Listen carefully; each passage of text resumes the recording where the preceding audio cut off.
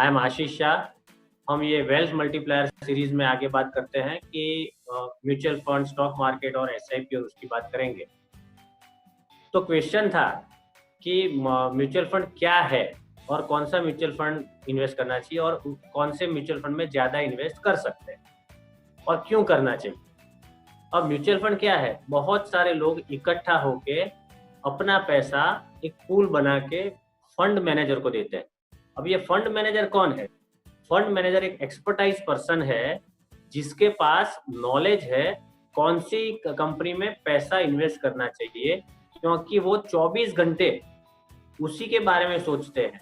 जैसे मुझे और आपको शायद हो सकता है रणबीर कपूर या आलिया भट्ट या फिर रणवीर सिंह और मे बी अनन्या पांडे के सपने आ सकते हैं, लेकिन उसको सिर्फ लार्सन एंड टोब्रो का जेएसपी मशीन का सपना आएगा या रिलायंस की ऑयल रिफाइनरी का सपना आएगा।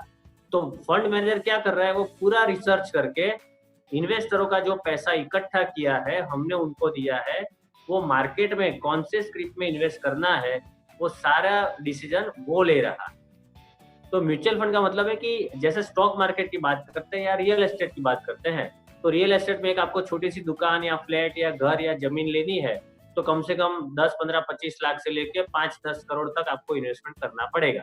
लेकिन म्यूचुअल फंड एक ऐसी जगह है यहाँ पे सिर्फ 500, सिर्फ 500 रुपया इन्वेस्ट करके आप आपका इन्वेस्टमेंट शुरू कर सकते हैं।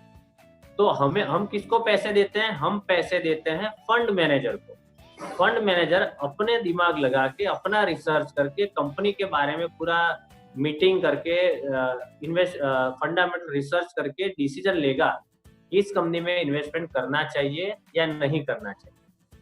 तो उसी बेस पे वो इन्वेस्ट करेगा। और जो नए इन्वेस्टर है, जो फर्स्ट टाइम स्टॉक मार्केट में इन्वेस्ट करते हैं, तो मैं मानता हूं कि डायरेक्ट इक्विटी में पहले एंट्री लेने के पहले आपको वो पैसा म्यूचुअल फंड रूट में से पैसा इन्वेस्टमेंट करना चाहिए।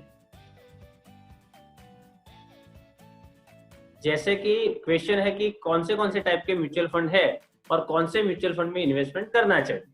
तो सबसे पहली बात है कि म्यूचुअल फंड में इन्वेस्टमेंट करना चाहिए। जवाब बिल्कुल है हाँ, म्यूचुअल फंड सही है, लेकिन सब्जेक्ट टू मार्केट रिस्क। तो पहले हम समझ लेते हैं म्यूचुअल फंड में मेजर 2 तरह के फंड है। एक है इक्विटी मार्केट, दूसरा है डेट मार्केट।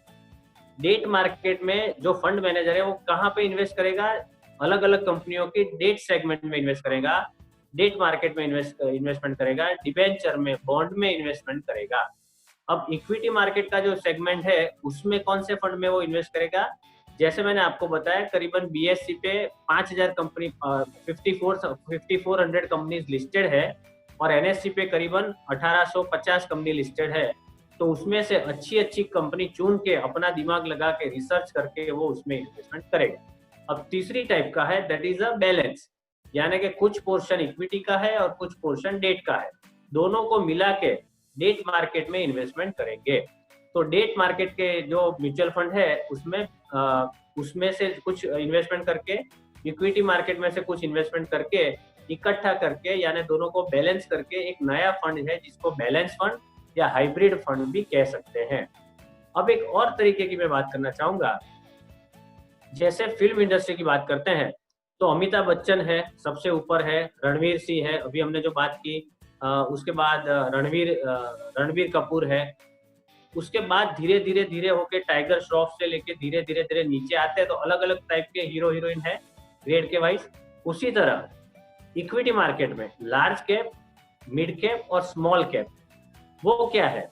जो बड़ी बड़ी कंपनी है जिसका ग्रोथ ज्यादा है, या ये कंपनी टॉप 200 कंपनीज में है, या फिर बीएससी के निफ्टी में है, या फिर एनएससी के निफ्टी में है, या फिर बीएससी के सेंसेक्स में है, तो ऐसी कंपनी में जब फंड मैनेजर इन्वेस्टमेंट करता है वो लार्ज कैप फंड कहते हैं।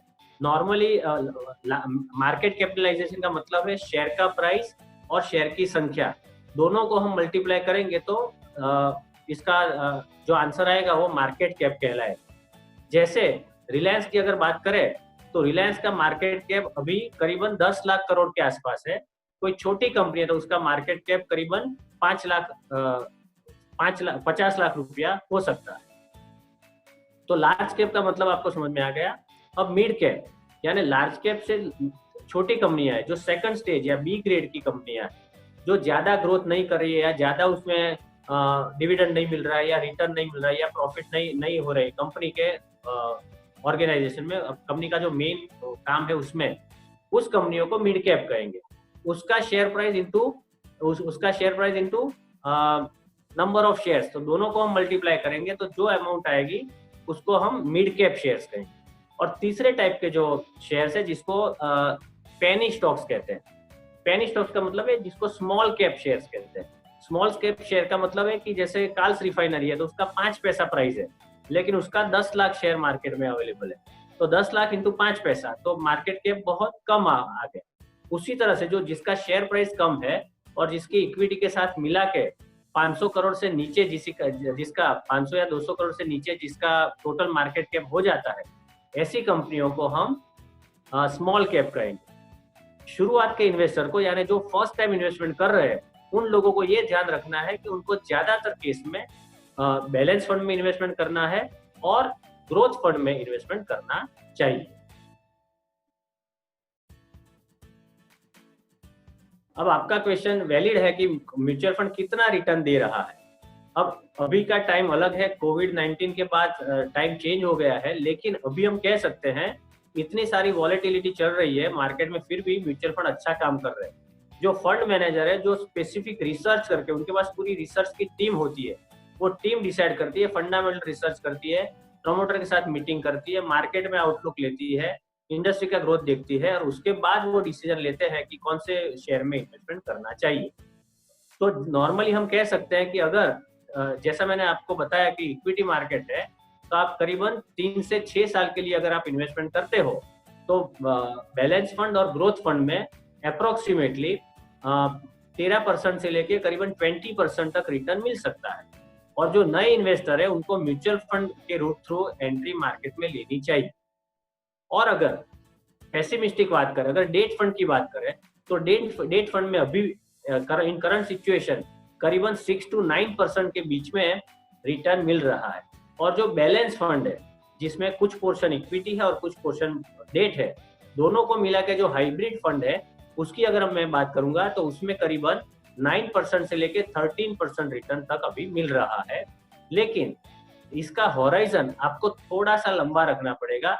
कम से कम म्यूचुअल फंड की अगर बात करें तो ओवरऑल 5 से 7 साल की अगर हम बात करें तो म्यूचुअल फंड में एक अच्छा रिटर्न आ सकता है।